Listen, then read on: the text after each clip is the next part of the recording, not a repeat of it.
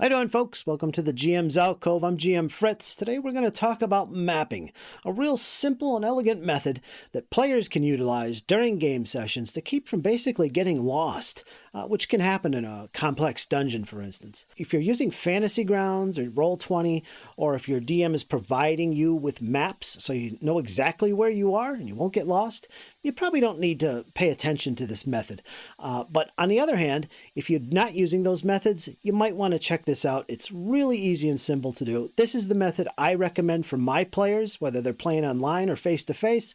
It works great and it's simple. Let's jump into the video and check it out. Now, the whole idea of mapping a dungeon location, and I should add that it typically applies to mapping dungeons or other buildings and things of that ilk, is to keep the players from getting lost. And note that I said the players, not necessarily the characters. It also provides the players with a visual of what a place might look like, where certain important things are located. These kind of things can be pretty important. Now, again, it all depends on the type of game you're playing in. Mostly fantasy games like Pathfinder and D&D kind of almost demand some type of mapping going on, but not all the time. Sometimes the DM will provide a beautiful map for the players to look at, or maybe they're using Fantasy Grounds where areas can be hidden from player view while you're playing. But a lot of the time, players are going to be required to keep notes on the locations that they explore and what they see, and that usually means graph paper and pens. And there's nothing new about this, and this is something that's been practiced even from the early days of role-playing games. And hopefully we're going to show you a little quick shorthand method I use with my players for mapping locations. There's a couple different methods when mapping is important that players can utilize to keep them from getting lost and give them a visual of an actual location.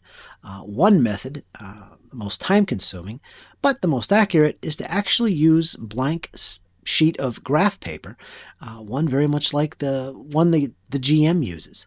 And based on his maps and his descriptions, you'll actually draw a literal map based off of his descriptions. Of course, you'll mark an edge as north to help you do this, and you'll take the time to actually draw the exact dimensions of rooms and corridors as closely as possible, but it's not essential to be exact. There is another method which basically does the same thing, except we do away with scale altogether, and it's a simple matter of just drawing squares and circles and basically rooms and connecting them all with lines. They don't have to be in any kind of scale. For instance, here we have a little block which represents a room, and then we've got little corridors coming off, which are nothing more than just simple lines. And again, it's not to scale, but it works just the same. It keeps the players from getting lost or confused while they're exploring. Of course, you'd put little notes alongside the rooms or within the rooms, or alongside the corridors for the location of traps, for instance, or the location of bodies, or a heap of treasure, or whatever. You can also put the dimensions and the lengths of corridors as well, if you so choose. It's important with all these methods that you do locate north on one of the edges, and your GM or DM should also describe things in terms of the compass, as opposed to left and right, which can cause confusion, actually, in my experience. And it all turns out pretty good in the end. So there you go. You can pull out your graph paper or use scratch paper and have somebody dedicated to mapping, or everybody could keep little scratch notes on their own. I prefer the latter method for my players, and I always recommend that, because the main thing is that, okay, it gives a visual, but also, most importantly, it keeps players from getting confused and lost in an otherwise confusing dungeon.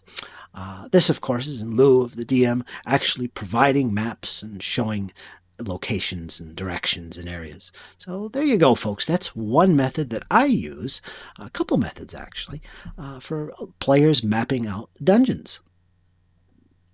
So there you go, folks. That's my simple method for mapping, usable by players. Let me know what you think.